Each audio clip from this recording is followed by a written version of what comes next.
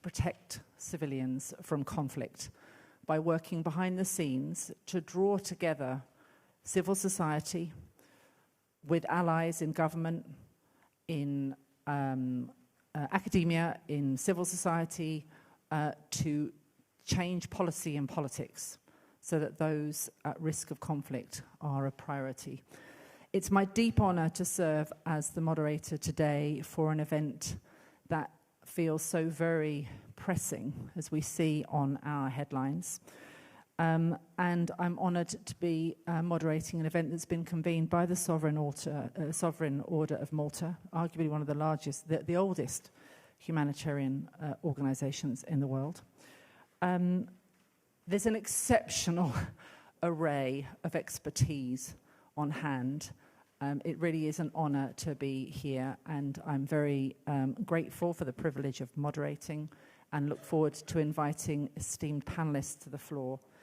But I think without any further ado, I think I should give the floor to you, Grand Chancellor, to open this event in looking at what we need to do to better protect the protectors and humanitarian actors in conflict zones around the world. So, Grand Chancellor.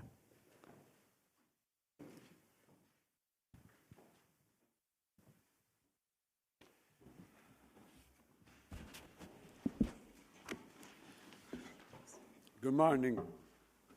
Oh, thank you very much. Good morning, Excellencies, ladies and gentlemen. I welcome all the participants in this event organized by the Order of Malta, along with the Munich Security Conference on the theme Protecting the Protectors, Upholding the Safety of Humanitarian Workers in Conflict Zones.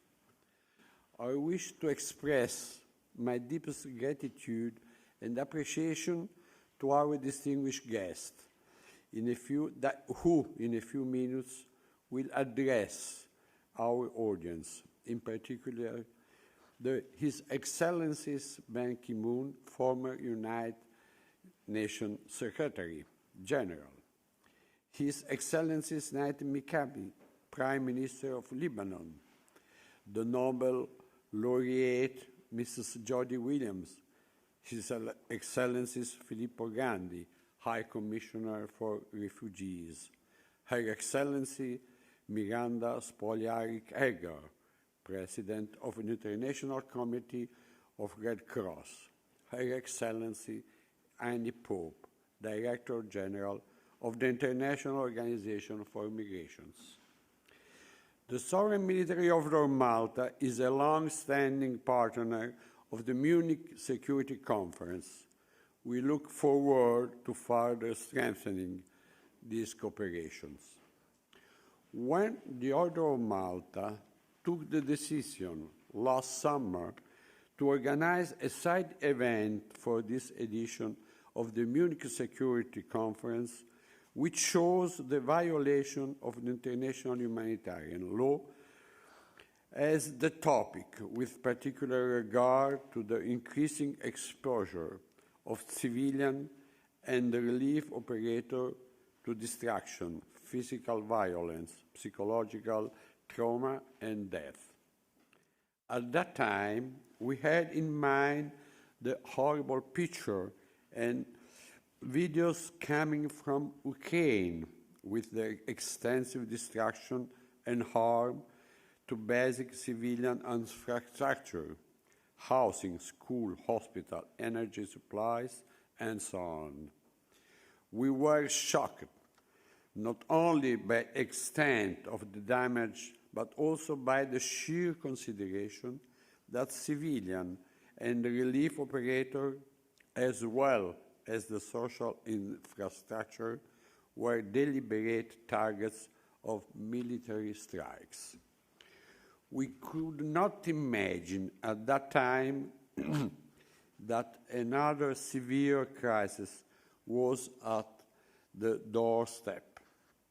The horrible terrorist attack of 7th October against civilian families, householders in the south of Israel, and the military action by Israel that follow suit in Gaza Strip. The result was again a massive humanitarian crisis, with displacement of population, destruction of civilian infrastructure, death of relief operators beside the civilians. I mentioned the two most visible crises of these days, but others are undergoing in Sudan, South Sudan, Syria, Haiti, Myanmar, and in many other countries and regions. And again, the civilians and the relief operators are those who suffer and who are the deliberate target of military actions.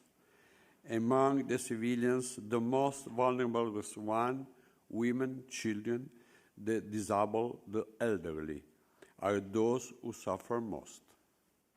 As concerned the relief operators, the figures provided the United Nations are shocking. 439 aid workers were victims of major attacks in 2022. Out of them, 115 were killed, 139 wounded, and 185 kidnapped.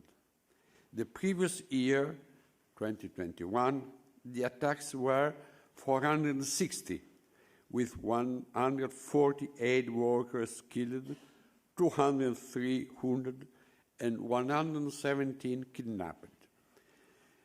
This tragic balance has not improved in 2023. 62 humanitarian aid workers had been killed by August 2023 worldwide, before the outbreak of the Gaza crisis, where more than 100 relief operators had been killed by November 2023. The Order of Malta truly believes that deliberate attacks against health facilities and relief operators are indeed crimes against humanity.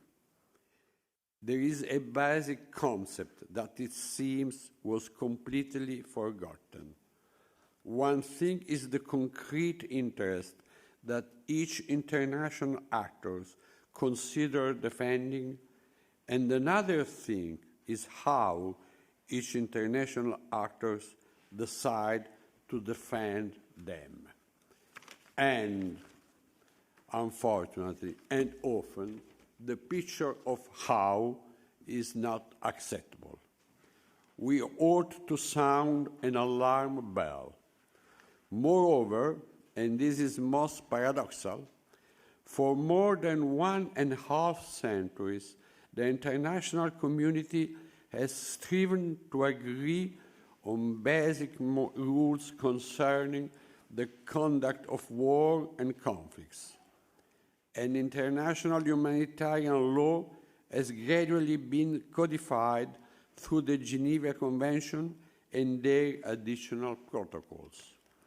After two destructive wars, the international community has also succeeded in establishing principles and norms of a rule-based multilateral cooperation centered around the United Nations. Nevertheless, such system is at serious risk in our time. The crisis of the international humanitarian assistance is at least partially the result of the deterioration of such system and of the rules that govern it. Government that should ensure the compliance with these norms are the same that violate them. We must reserve this picture. We are all well aware that wars and conflicts have deep-rooted causes. And we are all aware that conflict resolution demands diplomatic effort, mediation, dialogue, reconciliations. In other words, conflict resolutions requires time. And that means endless list of death and destruction. Therefore, it is necessary that where their conflicts flare up, they don't turn into violence, killings, and even wars against innocent civilians. The war cannot imply that the basic rules of the international humanitarian law are violated and that the international system as a whole revert to obeisant state. The humanitarian aid is and must remain neutral, and those in need and those who provide assistance should be protected, even under the worst and the most dangerous situation of conflicts. Therefore, the humanitarian organizations have a special role to play in this difficult frame, and for sure, the Order of Malta has and intends to continue to play such a role.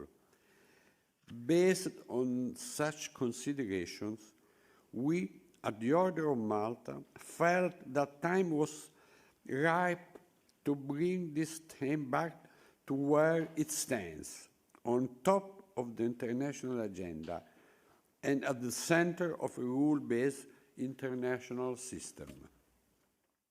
For these reasons, we included a session of this theme in the program of the Conference of the Ambassador of the Order of Malta that took place in Rome a few weeks ago. We had very significant contributions from high-level personalities, including Ms. Annie Pope, who is again with us today. We appreciate very much your participation, Mrs. Pope, and your continued collaboration with us. Thank you.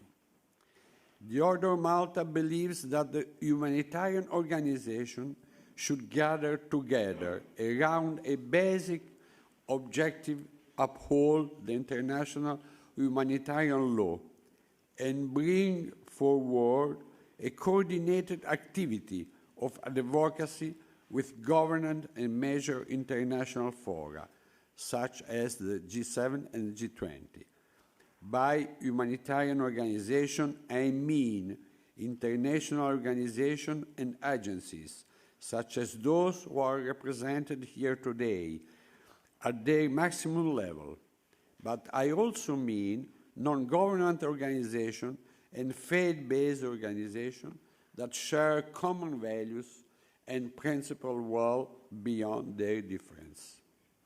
We should aim at raising awareness among the global civil society through various channels, including the educational institution. Youth is the best resource for spreading a message in defense of those in need and extreme circumstances. Recently, speaking at the conference of our ambassadors, Cardinal Gianfranco Ravasi remarked that the humanitarian assistance has a component of utopia, and that there is indeed a need for utopia. The more we get satisfied with minor result, said Cardinal Ravasi, the more we became enabled to achieve bigger results and greater visions. We need trust, we need utopia to be able to announce something bigger and greater. We also need to spread our advocacy through the media, the traditional one as well as the social media. We make a special appeal to the networks, newspaper, magazine, because they play a fundamental role and because they play as well a very high price in situations of civil strike and armed conflicts. 45 journalists and media workers were killed in the line of work in countries in conflicts in 2023.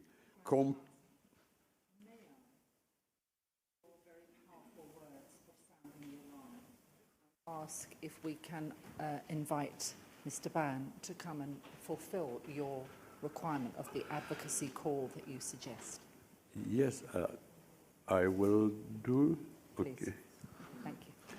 Comparing 2018-22 and 2021. We are aware that there are other pressing issues, such as the regional crisis, at the top of international agenda, as well as there are global public goods that draws the attention of the world leaders: climate change, energy transition, migration, and many others. However, when we come to life of human beings and the protection of the most vulnerable one, nothing is really more important, and priorities should thus be reset. Let's call on the global institution, the government, the parties in conflicts, as well as the global civil society and the media to mobilize and to raise awareness. Therefore, humanitarian diplomacy should not only aim, as it already does, to protect the weakest when conflicts break out, trying to facilitate aid, treat the wounded, protect women and children, and rescue the care for refugees. Our order, with its international status, has devoted all its existence, more than 900 years now, to demonstrate that the meaning of the humanitarian diplomacy is to provide assistance to all those in need, irrespective of their origin, race, gender, or belief. But this neutrality must also be able to make use of all the contexts, and the Order of Malta is ready to play its role to this effect when it is possible to discuss not only how to minimize the collateral damage of conflicts, but also where, in every possible occasion, it is possible to remind to everyone that above the solution of their own particular interest, there is a higher interest, that is dignity of the human being. Therefore, it must be strongly emphasized that if we start from the principle that dignity of the non-contestable value that must first be safeguarded, it may follow that even specific and particular interests will find a suitable solution that are not necessarily conflicting. The Order of Malta, with its nature and history of neutrality, wants to act in this broader direction and appeal to all humanitarian organizations that recognize these values to unite and proceed together. Then humanitarian diplomacy will have fully fulfilled its fundamental task. Let's partner together. The Order of Malta is ready. Thank you very much.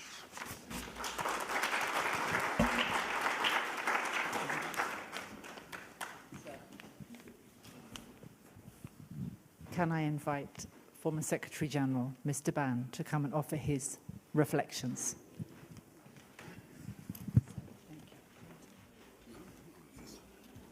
Thank you. Feel free to cut. Feel free to cut if you really want to leave.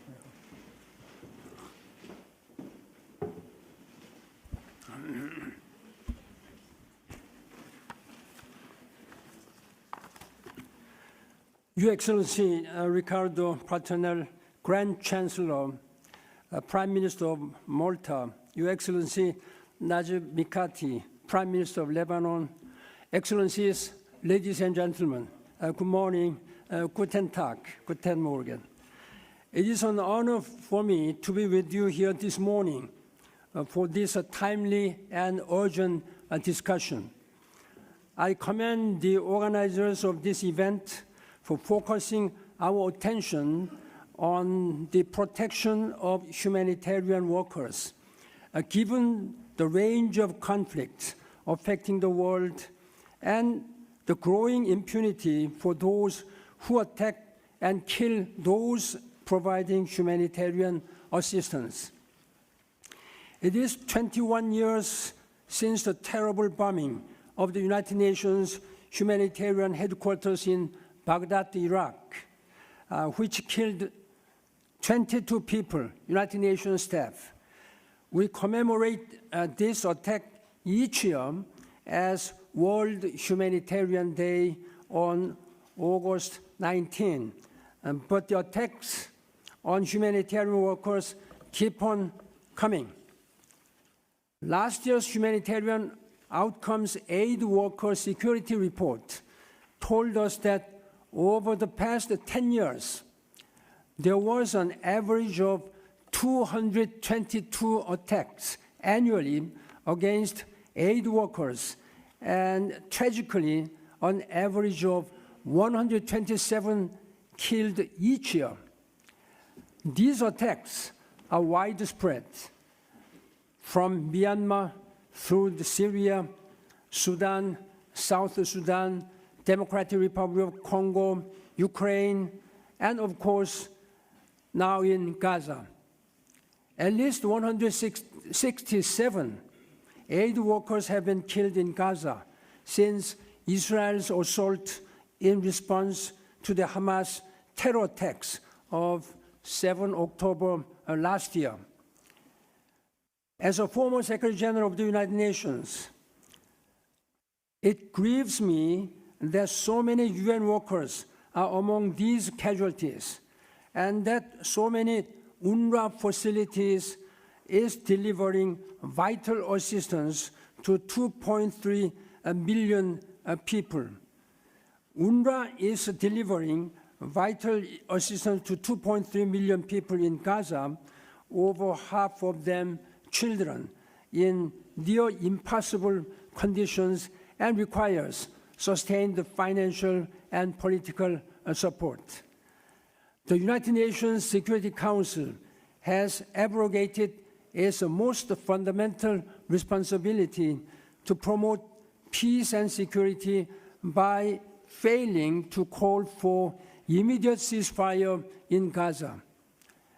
In so doing, it has ignored global opinion as expressed through a vote in the General Assembly last December, with the resounding majority of 153 to 10 against for an immediate humanitarian ceasefire.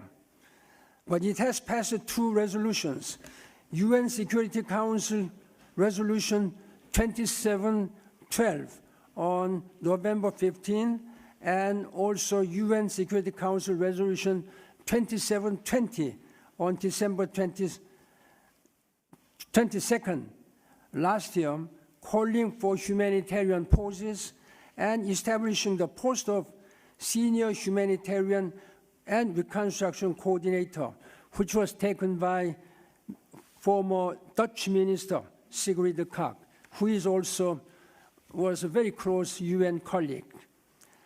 Implementation of these resolutions will be impossible if humanitarian workers are not protected.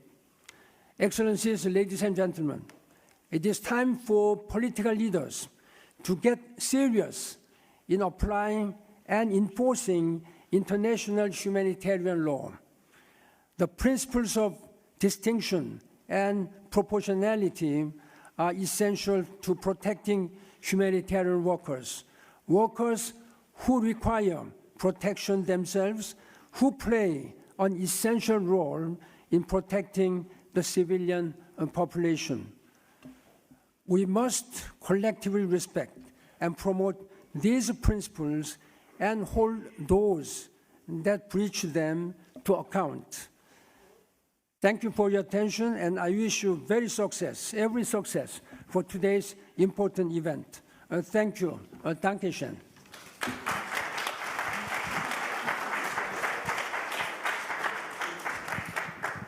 And we know we have to share you with others, so thank you, Secretary General. We have heard the message: sound the alarm, put international humanitarian law at the center of the rules-based order, and a powerful illustration of the need for collaboration and action. Please, I'd like to welcome to the stage His Excellency, the President of the Council of Ministers of Lebanon, of the Lebanese Republic. The floor is yours. Thank you very much.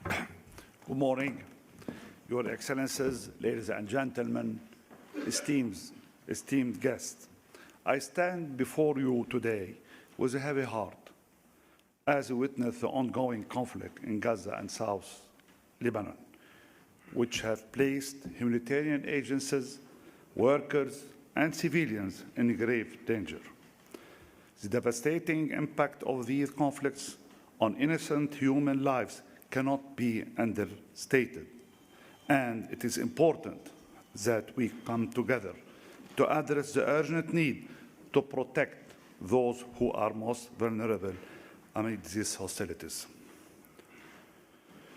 While we emphasize the need for calm and call on all parties to refrain from escalation, we find the persistence of the aggression which prompts us to question the international community about the steps taken to restrain this aggression.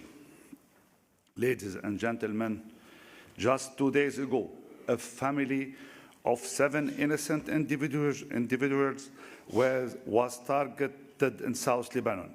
The killing and targeting of innocent children, women, and older adults is a crime against humanity. It is with great urgency and determination that we gather today to address the pressing issue of protecting humanitarian agencies, workers, and civilians in conflict zones. As we speak, countless individuals are risking their lives to provide critical aids and support to those caught in the crossfires of war and violence. These courageous individuals are the lifeline for countless vulnerable populations, and it is our moral imperative to ensure their safety and security as they carry out their vital work. The safety of humanitarian agencies and workers and the civilians, they serve as under constant threat with attacks, kidnappings, and deliberate targeting becoming all too common in conflict zones around the world. It is our responsibility. It is our responsibility to stand up and speak out against these atrocities and to work tirelessly to protect those who are risking their life to save others. Today, we come together to not only raise awareness of the dangers facing humanitarian agencies, workers, and civilians in conflict, but to also seek tangible solutions and strategies to mitigate this risk by collaborating and sharing our experience. We can develop effective measures to safeguard the lives of those who are driven by compassion and empathy to alleviate the suffering of others.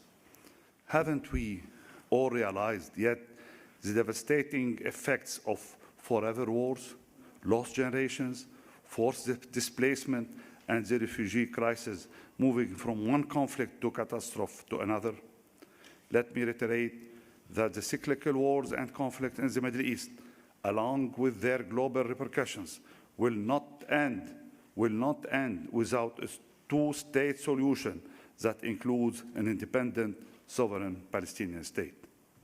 Obviously, a viable, stable, and sovereign Lebanon is essential, not just for the Lebanese people, but also for the regional peace and stability. Here, I restate that Lebanon is and will always be committed to all UN resolutions, hence Israel should respect these resolutions and withdraw from all occupied Lebanese land. Ladies and gentlemen, as you well know, there are several principles and means to protect humanitarian and civilians in conflicts. 1, adherence to international humanitarian law. 2, safe passage and access for humanitarian organizations. 3, protection of civilian infrastructure. 4, protection of vulnerable populations. 5, accountability for violations. 6, support for peacekeeping and peace-building efforts. But the question persists. Who will uphold these values and principles that protect humanitarian agencies, workers, and civilians in conflict? Will it be based on the balance of power or guided by international law? Let us be unwavering in our commitment to protecting humanitarian agencies, workers, and civilians in conflict. And let us strive to create a world where the pursuit of peace and the protection of human dignity are principles. Thank you very much.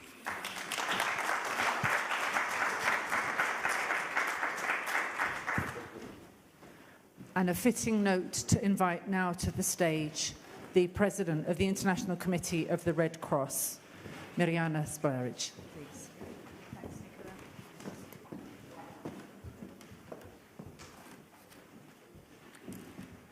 Excellencies, ladies and gentlemen, dear colleagues, I thank the Sovereign Order of Malta for convening this very important discussion, and it's a pleasure to be here. Thank you, Nicola, for the great moderation. Today, there are more than 100 armed conflicts around the globe. That's twice, if not 3 times more than 20 years ago. My colleagues at the ICRC and within the broader Red Cross, Red Crescent movement work across front lines and in places ravaged by war to bring aid and protection to those who are trapped in despair. Many of them have been shot, detained, wounded, intimidated, and insulted. Some of my colleagues are today held hostage in different parts of the world, some of them for years. In Gaza, we mourn the deaths of 14 colleagues from the Palestinian Red Crescent killed over the last months, and we pay tribute to them as we do to the countless other UN and humanitarian NGO colleagues who have lost their lives. 2023 has set a painful and outrageous record. We have heard that already. Twice as many humanitarian workers were killed worldwide than during any year of the previous decade. But I must say, and especially as the President of the International Committee of the Red Cross, that the laws of war are clear on the protection of civilians and on those who no longer fight. But they also provide for the unimpeded and rapid work of impartial organizations such as the International Committee of the Red Cross. The Geneva Conventions today this year turn 75 years. This anniversary affirms the enduring relevance of international humanitarian law to protect people and communities in situations of armed conflict. And all states in the world have voluntarily agreed to be bound by the Geneva Conventions. To me, they form one of the strongest, if not the strongest, international consensus. But both international humanitarian law and humanitarian action are being challenged and worse, instrumentalized. And this poses a significant threat to our personnel, but also to the civilians and civilian infrastructure. I want to start by saying when neutrality and independence are questioned, it threatens our access to affected people and our security. In an increasingly polarized world, where you have to be either with or against someone, non-partisan voices are not always welcomed. But what I'm observing today, and very personally, is that they are also openly attacked and criticized. The intensity of hate speech campaigns against us as humanitarian workers has never been so high. Our neutrality on the other side and our ability to speak to all parties to a conflict has shown over decades that we can secure long-term access to those in need and influence the behavior of those who hold power and weapons. Because worldwide, around 195 people live in areas outside of government controls. The ICRC's engagement with armed groups in control is essential so that we can reach populations trapped in conflict everywhere, and especially there where they can't be reached by states or governmental organizations. Second, the rapid evolution and increasing use of digital technologies poses an escalating danger for civilians, but again, also for our personnel. I've mentioned it already. Widespread hate speech can incite violations of international humanitarian law and violence against civilians. This information may mislead civilians, making critical decisions for their safety and survival in armed conflicts. And cyber attacks, you know it, can disrupt essential services, which would be, again, a violation of international humanitarian law. But what we also observe is that civilians are being increasingly drawn into digital military operations and thus risk losing their legal protection, especially when they are physically close to hostilities. And third, international humanitarian law and humanitarian action are increasingly manipulated and instrumentalized to serve political aims. The counterterrorism narrative of recent decades has been invoked countless times, and falsely so, to carve exceptions to the applicability of international humanitarian law. That certain situations or groups of people fall outside the provisions and protections afforded by international humanitarian law is not correct. Humanitarian action is increasingly also being made conditional on the success of political negotiations, and more we see political narratives of reciprocity and transactional arguments to justify disrespect for the law and basic values of humanity. To uphold the safety of humanitarian workers, civilians, and civilian infrastructure, I have two calls, especially on states, and three areas for concrete action. First and foremost, make compliance with international humanitarian law your political priority as representatives of states. Your state has ratified the Geneva Conventions and, you know, in most cases, the additional protocols. You have an obligation to uphold IHL no matter where violations happen. And you have to make sure that IHL is implemented. So statements alone will not increase our humanitarian space, and the obligation, first and foremost, is with states, but also with armed groups involved in armed conflict. The 75th anniversary this year of the Geneva Conventions, but also the upcoming International Conference of the Red Cross and Red Crescent movement in October in Geneva, will be an important opportunity for everyone to confirm and to reassure us that you are prioritizing IHL implementation adequately in times when conflicts are on the rise. Second, protect at all costs and preserve neutral, independent, and impartial humanitarian action and personnel. There are three areas where you can take concrete steps. First, on humanitarian carve-outs for sanctions regimes and counterterrorism regulations. The Security Council of the United Nations adopted a landmark resolution at the end of 2022 on humanitarian carve-outs. This resolution should be integrated into national legislation, ensuring our operational space in any situation of conflict to make sure that civilians are not negatively affected by sanctions regimes, the legitimacy of which we don't question per se, but we want to be, at all circumstances, be able to reach the people, nevertheless, if they are in need of humanitarian assistance and protection. In addition, states should consider incorporating the provisions of Resolution 2664 into their autonomous sanctions regimes. Now, second, respect for humanitarian space has to be built before hostilities start, with deliberate engagement and within a conducive environment.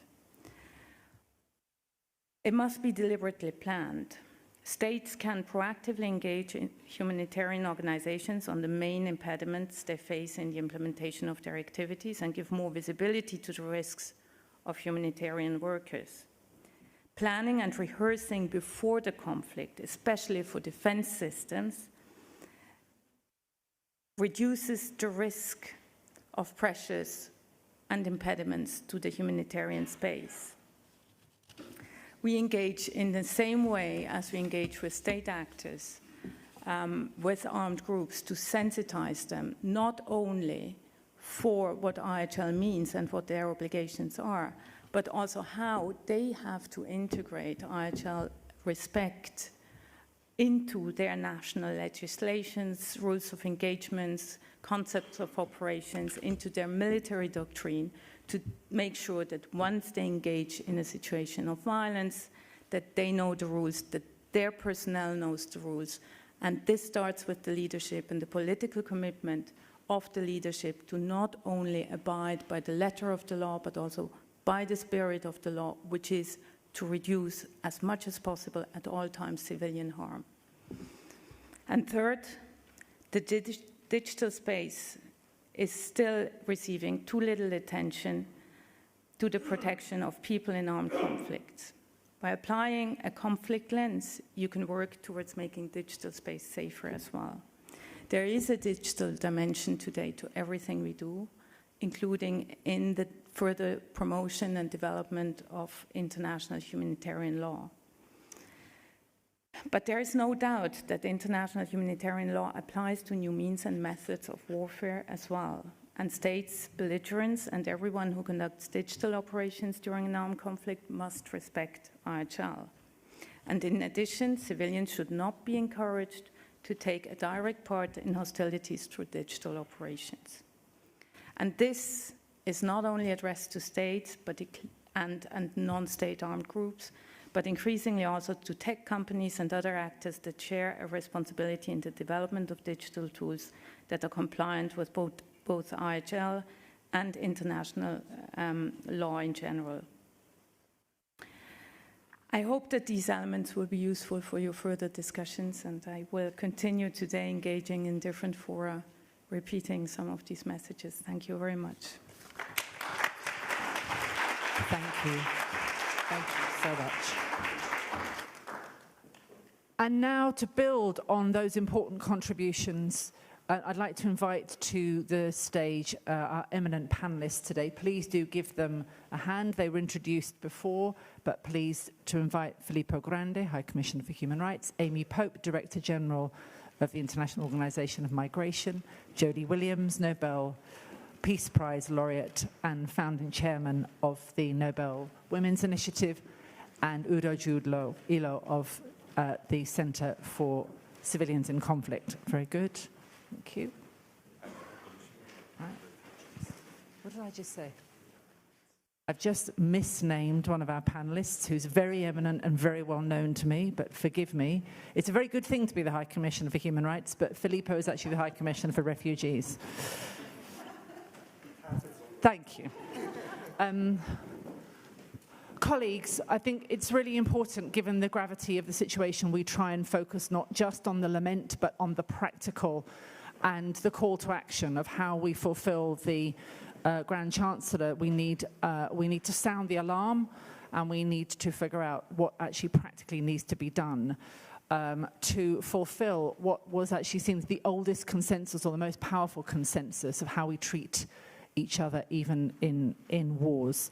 We've just heard from Miriana, the president of the ICRC, that demand prioritize international humanitarian law, but also how it is getting more complicated by demonization or challenging the bona fides of those that seek to be neutral in the push to be partisan, the way that digital space is complicating that. Amy, as the Director General of the International Organization of Migration, how do you see this situation on attacks on humanitarian workers? What needs to be better understood, and what needs to be done to be tackling it? So first of all, thank you both to the Sovereign Order of Malta and the Munich Security Conference for hosting this important conversation. So I would like to kind of take this a step further and bring the conversation a little bit closer to home, because I actually think that's where it starts. It's taking a hard look at our actions, at our rhetoric, and particularly at a moment in time when half the world is going to be voting, recognizing how the politicization of these issues is actually going to be infecting the work that we are doing on the ground. So I'll start with the most obvious. I represent the International Organization for Migration, and when we talk about migrants, we regularly see governments across the world make a distinction about the human rights of migrants, bringing them down several levels below even fundamental rights that we would extend to other populations. And I think that's the first issue. If we cannot acknowledge our obligations toward people who are on the move, regardless of their background, regardless of why they're moving, then we start with a premise that a certain category of people are not entitled to a level of protection. Now, that very quickly extends to the people who are serving those communities. And I know both the High Commissioner and I have seen this with our teams on the ground, right? So every one of us who sends staff out into the field to work in humanitarian conflicts, except there's a certain amount of risk, right? We know that that is part of the job. But instead, what we're seeing increasingly, and especially in the issue on which we work, protection of migrants, displaced people, there is a personalization of the attacks of the people who are serving them. And that is becoming more and more acute in the context of this electoral politics. Our staff members are being targeted, in some cases by name, posters being put up with their faces. In some cases, we have news teams, news maybe in quotes, teams going down to places like the Darien Gap to take videos of our staff providing assistance to migrants, to people on the move, and then using that in political electoral narratives to suggest that we as an organization are fueling irregular migration. And then ultimately, the impact of that is that our staff are afraid to act. They're afraid to call out the violations of humanitarian law. They're afraid to provide support to people in the most significant vulnerabilities of their lifetime. So ultimately, I think we can't really have this conversation unless we start to examine how our own rhetoric, how our own political campaigns, how the promises that electoral leaders are making to support international humanitarian law is playing out in real time at this moment. Amy, thank you. If I may direct to our High Commissioner for Refugees, Filippo. I mean, just back from Sudan, we've heard really powerful focus this morning already on Gaza. For you, how does this issue look from the perspective of the High Commission for Refugees and indeed from your perspective back from Sudan? Thanks, Nicola, and I also want to thank Sovereign Order of Malta and the previous speaker. And may I say, it's great that the Munich Security Conference, the preeminent gathering, world gathering on security, starts or almost starts with a reflection on this aspect of security, which is so important, not state security, but the security of the people, essentially. So that's very, very good. So from my perspective, well, my perspective is similar to that of Amy. IOM deals with migration, UNHCR deals with refugees, these very intermingled movements. Refugees in particular, because refugees, the majority of the refugees and the displaced flee from conflict, are a direct product, if we want to call it like that, of the increasing violation of international humanitarian law and of the targeting of civilians.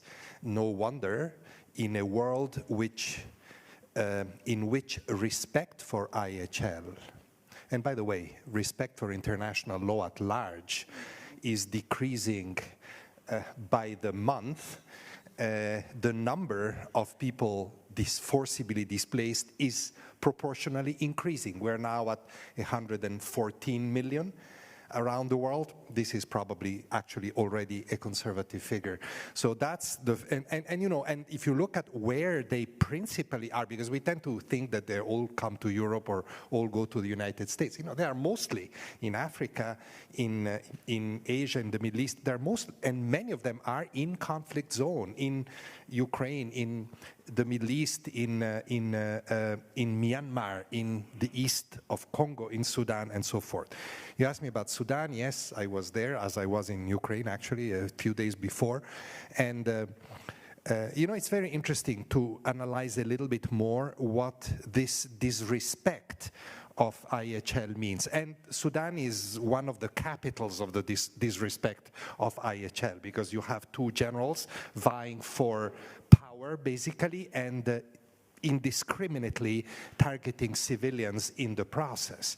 And it is not just the loss of life, it is not just the massive displacement. We estimate that more than 8 million Sudanese have been displaced since the beginning of this war in April last year, less than a year. It is also, as I could really feel, I've lived in Sudan many years, so I know the country well.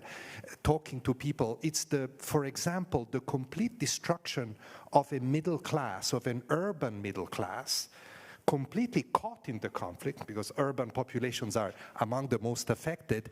And that's the middle class that has held the country together through thick and thin through decades of political turmoil. A moderate, balanced, industrious middle class. Everything gets destroyed when the approach of war is targeting civilians. And of course, these wars are very messy. Sudan is an example. I could give you many others.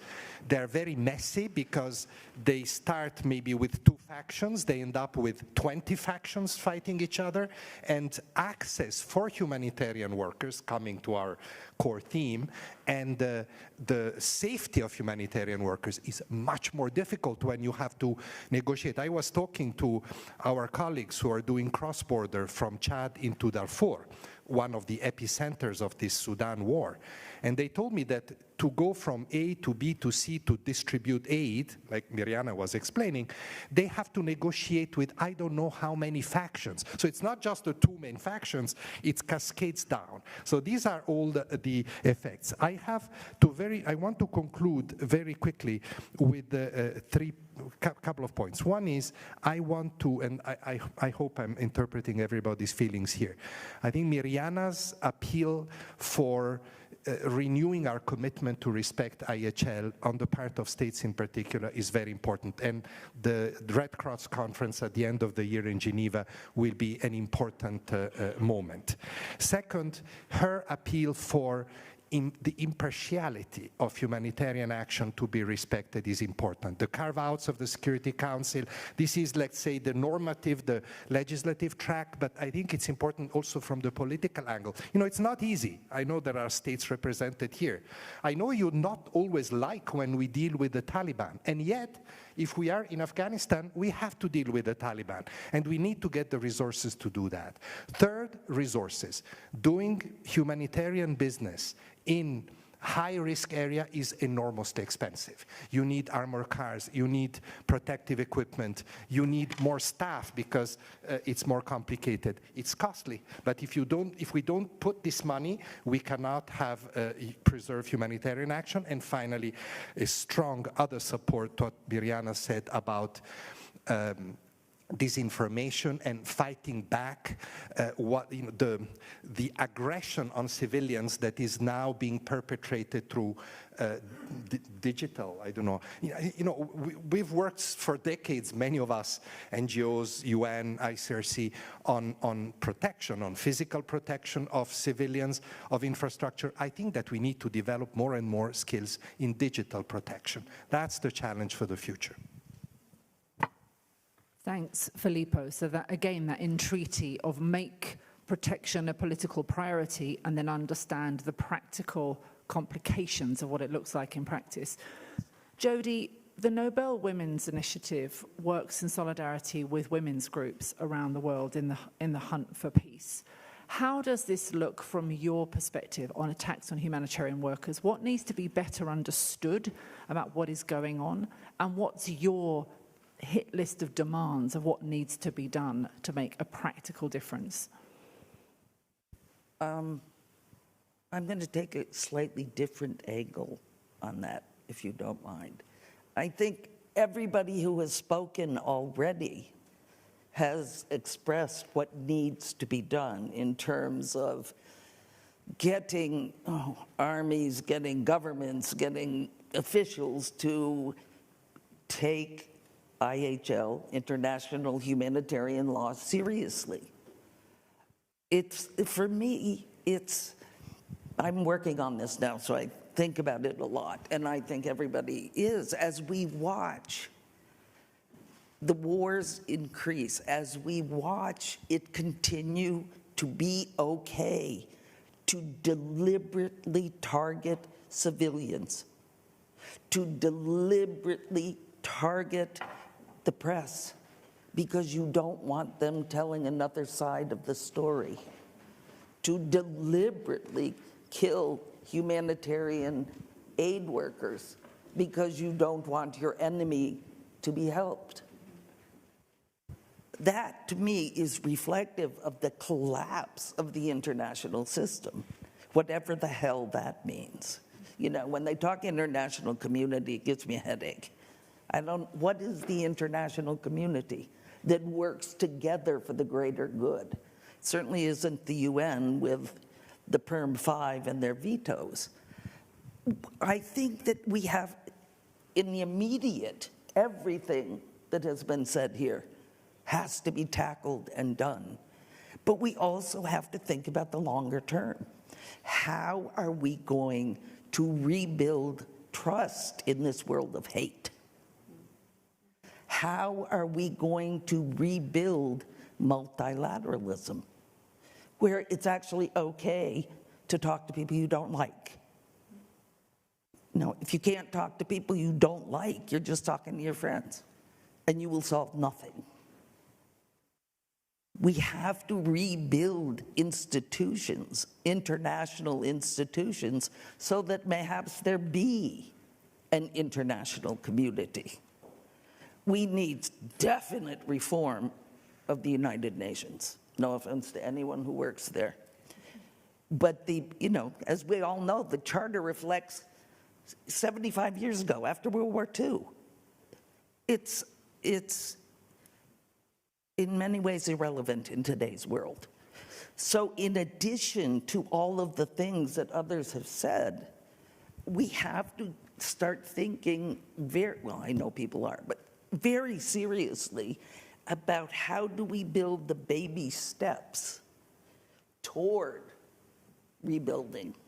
How do we rebuild trust in a world where Mr. Putin wants to reclaim everything that used to be the Greater Russia, or however he names it, including Alaska, as if?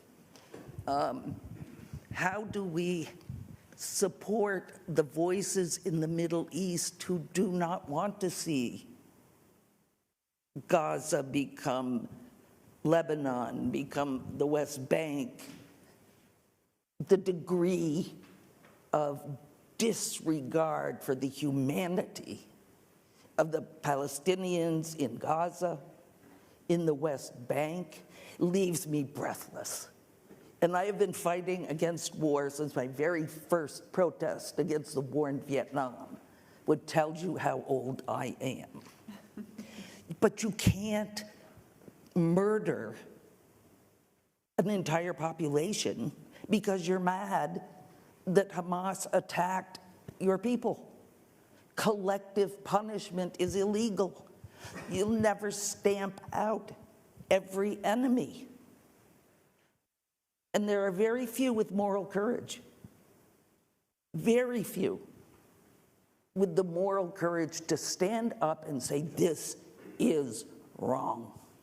So we've got a room, I know many of you, with political responsibilities, leadership. So I'd like to come in a moment to that question about how do we return this, not the carve out, the issue on the side, but actually how we treat each other in conflict being at the core of our international system of laws, and that appeal for moral courage.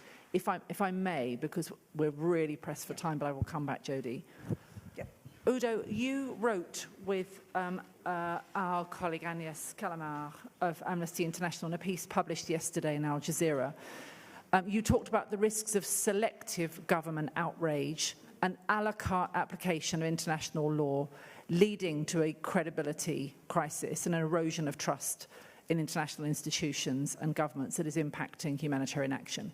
As Jody has just said, this is not an issue for the side. This is actually at the heart of our whole system.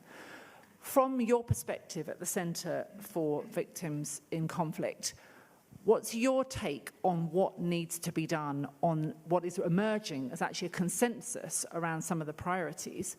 what do you see are some of the route maps or key steps forward that need to happen to address this really grim picture that you're describing and the panelists are articulating? Thank you, Nicola, and thanks to everyone who is here and to the Order of Malta for this timely conversation. I usually allow my 6-year-old daughter to watch television, but for a couple of days now, I wouldn't let her. And it's for a very simple reason. It's because of Hind Rabat, the 6-year-old girl that was trapped in the car bomb.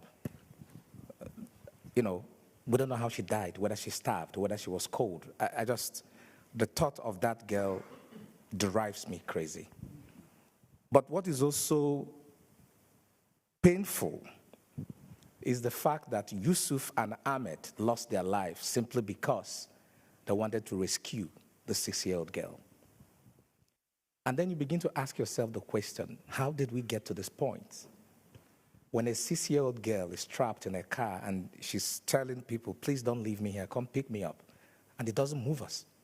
It doesn't change anything. And the 2 young men who dared to go save her paid with their lives. You see, every day in my job, I worry. When I get phone calls earlier than 7 a.m. in the morning from any of my staff, I start panicking because I've got colleagues in Ukraine. There's some days they tell you, we can't come to the office, they've been bombing us all morning. I've got colleagues in Nigeria who work in the Northeast. We've had terrible incidents when they were trapped, and there's no means of evacuation you can think of. I've got colleagues in Yemen. We are at the point where we now fear about the lives of colleagues who are in the field trying to save lives. And so the world doesn't think it is important to protect this class of people. And there has to be some level of dehumanization of the dignity of the human person for the protection of civilians to become something we are pleading for and not something the world is used to and not a norm. And that is terribly worrying. And there's a lot of recommendation that has been made here today about what needs to be done. I would like to put 4 points on the table. The first point is when leaders know that they can get away with it, they do it. And so the framework of accountability for harm against humanitarian workers, for harm against civilians, has been stifled by politics of the world powers who feel that we're all fair game in their game of my gun is bigger than yours or my bank account is bigger than yours. And so we're in a situation where people and countries who are supposed to be protectors of the system are the one actively undermining that system. And if we're going to get accountability for harm, that then becomes a deterrence for bad behavior. This level of inertia within the world powers, within the Western powers, within regional leaders has to end. So the first step is that acceptance that we're not doing okay and a change of behavior. And gladly, suggestions have been profiled here on how that can be achieved. But I want to reiterate that point that without the right kind of political capital and political protection, nothing can happen. The second thing is enforcement and protection is a collective duty. I say this because oftentimes when we're talking about organizations in the field providing life-saving supplies, it feels like some countries are supposed to be the ones paying for it. Everyone should be paying for it. I think that world nations should live up to their responsibility, be it in the Middle East, be it in Africa. Your people cannot be dying and you're waiting for the United States or for United Kingdom to come pay to save them. This idea of outsourcing responsibility for civilians in conflict or for humanitarian workers needs to stop. Every country has to pitch in. The other point, of course, is the issue of disinformation and misinformation. I think we've talked about the duties of the tech companies. But from our own side, those of us working in the space, we need to make a bit more investment in this area. Because from the research my organization did in Ukraine, disinformation is one of the greatest risks that civilians face, and by extension, humanitarian workers. And we need to do a bit in trying to resource ourselves as much as possible. And then the people that support our work need to invest in our ability for that digital security and push back on disinformation. And the final point is about finding different pressure points. When millions of world citizens took to the streets calling out what was happening in Gaza, at least the French government said something different because of the level of protests. A lot of governments in this conference behave differently. We need to put more emphasis in educating our public to be able to create the right kind of political consequence that will make our leaders behave differently. Similarly for businesses. When there was apartheid in South Africa, people walked away. Why are people not walking away in places? Why are businesses not walking away in places where governments are actively killing humanitarian workers and civilians? Thank you. Thanks, Udo. Colleagues, there is such a wealth of experience in this room, so I'd love to invite you to offer your perspective, to ask questions of the panelists. Many of you are very famous, including famous to me, but I would ask that you just add your name when you speak. I'd ask that everybody is succinct, and I may take a couple of points and then open to the panelists. James. Let me give you, sorry, and a microphone will come. Thank you, Janina. Good morning. My name is James Cowan. I run the Halo Trust. We're famous for clearing landmines, but much of our work now is about removing the means of violence, other means of violence. The panel has been strong on the questions and strong on the problem, but you seem more bewildered by the solutions. I wonder whether what we're witnessing is the Westphalian system, which for its first 300 years was about competition, and which for a brief period was about cooperation, is in its death throes, and how it is refreshed, and whether the theory of change of a well-run state having within it the means, a monopoly over the means of violence, needs to be revived. It's not enough just to have a monopoly over the means of violence. It is also necessary for that state to oblige the rule of law and to be democratic.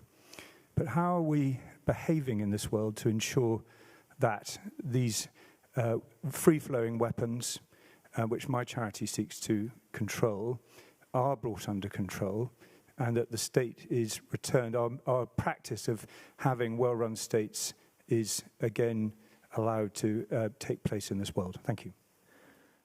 It's a good sign if you're looking at redoing the Treaty of Westphalia, but that argument that the security of the protection of civilians lies at the heart and not the carve-out on the edge. Thank you for that, James. Colleague at the back. Hi, I'm Patricia Lewis from Chatham House. Thank you very much, all of you. I wanted to talk about the issue of trust, which has been mentioned a few times, and particularly by you, Jodie. And a lot of people are talking about restoring trust, rebuilding trust, etc. But what we have at the moment, I think, is a complete collapse of trust, a completely broken trust. And that's much, much harder than starting from a position of no trust. We're actually in negative trust, whatever that is. And so my question is this, and I guess this is my also solution, is, because that's why I'm asking the question, might it be better to not try and re-establish trust? To just accept that, for now, we need to not trust people and build in systems that actually are resilient against the need for trust. Fabulous. Panel, brace yourselves, because we're coming back for how you renegotiate Westphalia and building in mistrust. Ottilia at the back.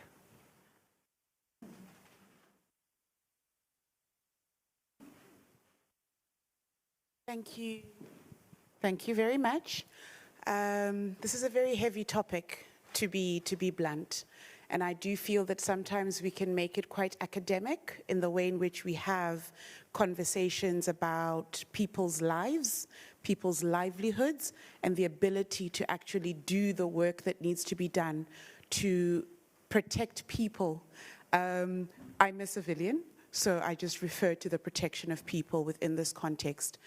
But the thing that I wanted to bring into the room is we've talked about IHL, we've talked about its importance in protecting the people that should be protecting other people.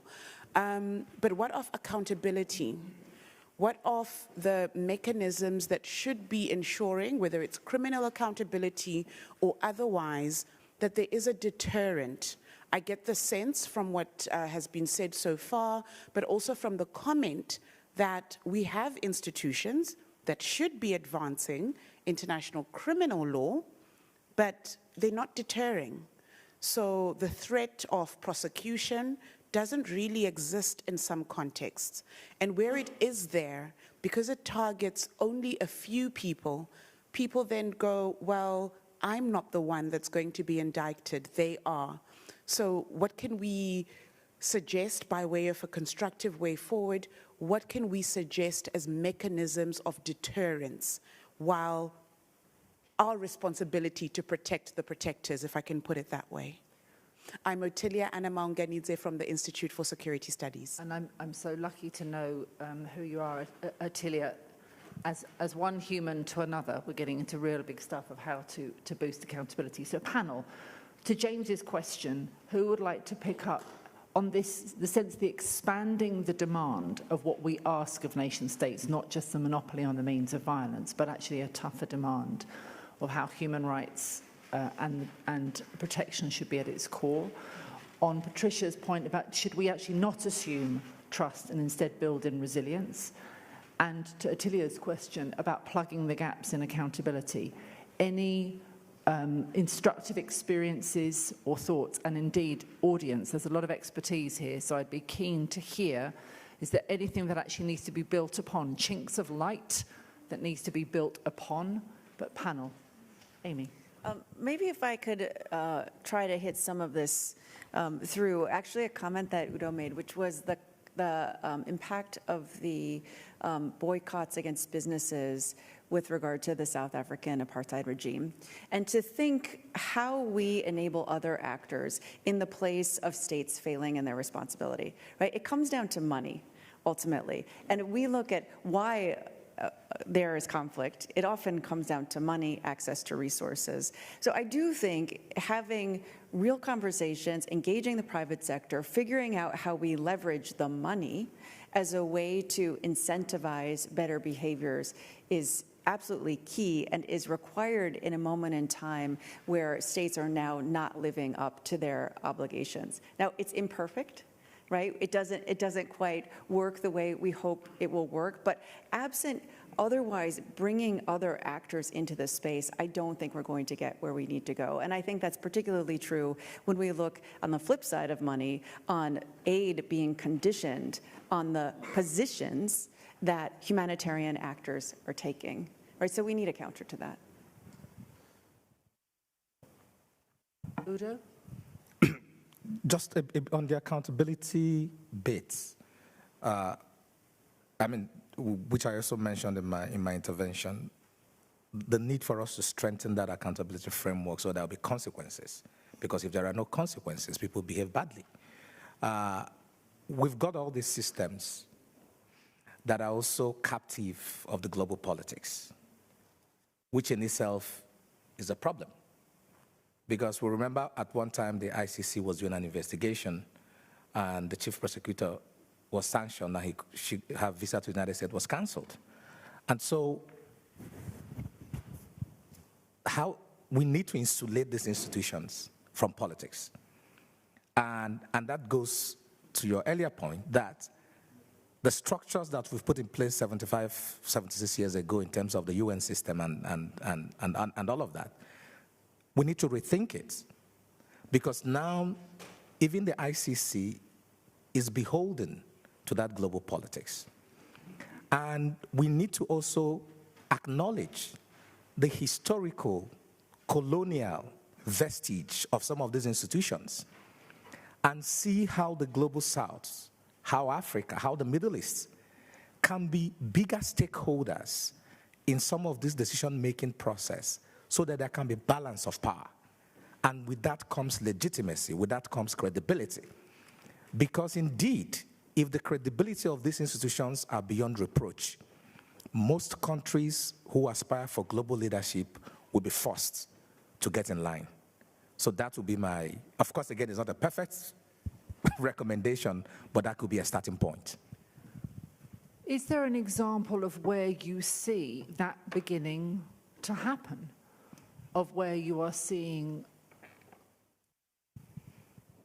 governments across the world taking up their accountability, showing the political leadership, beginning to navigate to the theory of change that James Cowan was asking about, of actually the expectation of what governments expect of each other, of political leadership? Do you see it? Yeah, we've seen countries pass laws about universal jurisdiction for grievous war crimes and taking the leadership when these individuals are within their space to arrest them and try them. That's a good example. Is it fair to all concerned? Maybe not. But again, it's a starting point. But just imagine the possibility of all the countries of this world adopting similar provisions. Then there'll be no hiding place for people who behave badly. So that is just one example that we can keep expanding on, perfecting, to ensure that for every harm done to civilians and humanitarian workers, that there will be consequences. Yusuf needs it. These guys who died, their memory, their blood need us to do something. Filippo. Yeah, just 3 quick points. One is a little plea here, and I fully agree with Jody that we need to look at the bigger picture here. Please don't forget the smaller picture either, precisely because Amy doesn't represent an academic institution.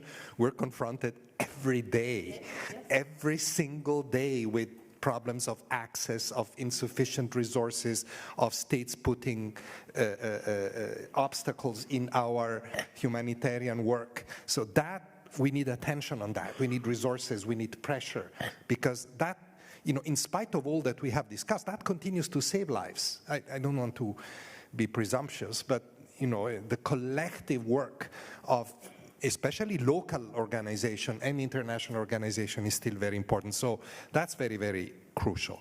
Second, on accountability, it's very interesting because accountability, and you hinted, Udo, in your first intervention, accountability around these issues has many forms. You spoke about judicial accountability. You spoke earlier, and Amy mentioned economic accountability, because you can leverage accountability also from the purse, etc. But then you have a political accountability. You sort of hinted to that. I always, when young people, when I speak in universities and young people say, what can we do? This is always the question that comes in university. I always say, I am never going to tell you who you should vote for. I'm a UN official. Unfortunately, I cannot. But I can tell you, vote for people who care about international issue, ranging from climate to human rights to respect of international humanitarian law. You know which politicians in your election care and which ones don't care or even are against it. Sorry, I'm being very clear, but I think that political accountability, we need ways to campaign for that without naming anybody, right? But we need to campaign for that. And the final point I wanted to make, there is another one. This is not accountability. This is more tactical. And I mentioned it in my introductory points. Disrespect of IHL, targeting civilians, destroying infrastructure, has a profound destabilizing effect, which in the bigger scheme of things is very bad for prosperity, I'm being very, pragmatic here. It's not just against the principles, of course it is, but it is also very bad for peace, for trade, for the world economy.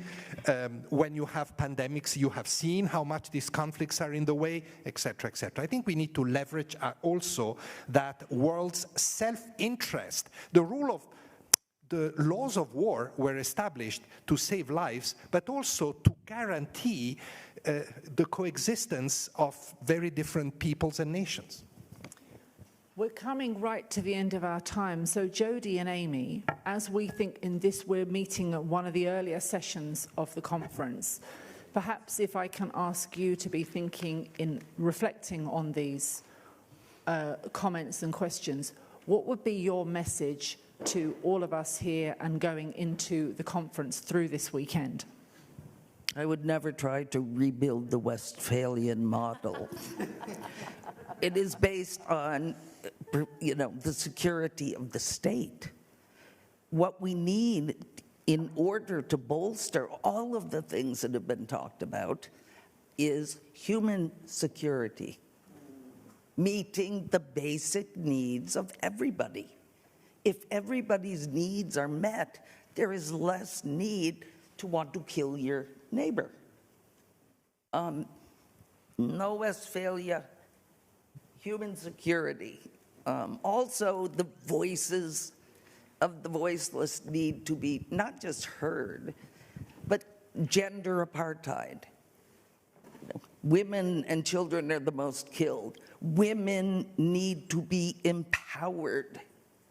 And I'm sorry, I think women should stand up in joint revolution against men who will not accept the empowerment of women. And gender apartheid. You did mention the Taliban, but we just met with an Afghan woman, and she was like, you can't recognize these people. They're every day taking away more and more and more and more and more of our rights.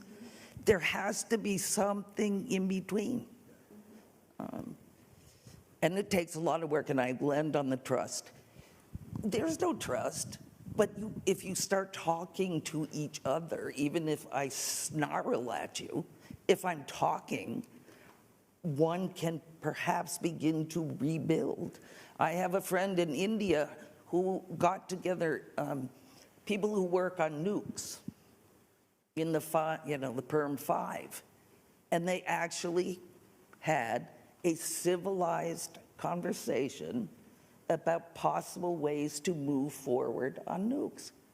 It's all those little things and the big things together with a vision of human security for everybody and get rid of the damn weapons. So on that point, ladies and gentlemen, where we have got the, I'm very happy to be on a panel of the insurrection and bringing down the patriarchy as well as Westphalia. But as we head into the conference, that reminder that actually the protection of humanitarian workers, perhaps the canary in the coal mine for the entire discussion this weekend about how we treat each other, what does security really mean, whose security are we talking about, and the imperative that we actually need to rebuild trust and understanding across divides, across misunderstandings, and that reminder that as we speak, this is not an academic exercise, that UDA will be waiting in fear for the colleagues of who will not make it through the day because they are seeking to assist, and those civilians who, through no fault of their own, have found themselves caught up in the perils of war. Thank you for your time and attention. Please do take the messages, I think, of an extraordinary consensus about the imperative to put protection and international humanitarian law at the heart of our collective endeavour of what does it mean to live on this planet, of the practicalities of what it needs to require, greater collaboration, and again, drawing in new actors as we look at new threats from the digital space, but again, coming back to how we think about security. It is ultimately about human beings in our most vulnerable, in our united, not one more valued than the other, Thank you very much indeed to the Sovereign Order of Malta for convening us. Thank you, panellists.